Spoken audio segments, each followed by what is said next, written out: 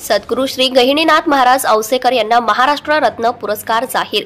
मुंबई येथील आघाडीच्या दैनिक afternoon voice यांच्या वतीने अध्यात्म, भक्ती आणि सांस्कृतिक संवर्धन क्षेत्रात उल्लेखनीय कार्याबद्दल दिला जाणारा महाराष्ट्र रत्न पुरस्कार श्री विठ्ठल रुक्मिणी मंदिरे पंढरपूर समितीच्या सहअध्यक्ष तथा श्री नाथ संस्थान औसाचे अध्यक्ष सद्गुरू श्री गहिनीनाथ महाराज औसेकर यांना जाहीर करण्यात आला आहे।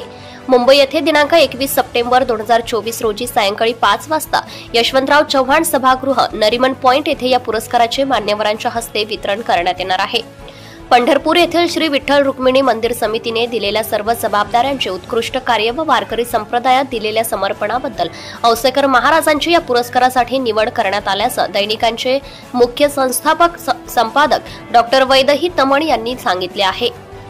औसेकर महाराज यांना यापूर्वीही पुणे येथे शांतिदूत परिवाराच्या वतीने महाराष्ट्र भूषण पुरस्कार तर वारकरी संप्रदायातील मानाचा समजला जाणारा वारकरी पुरस्कार मिळाला आहे।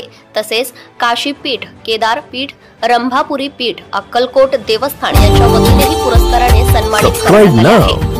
and press the bell icon. Never miss an update.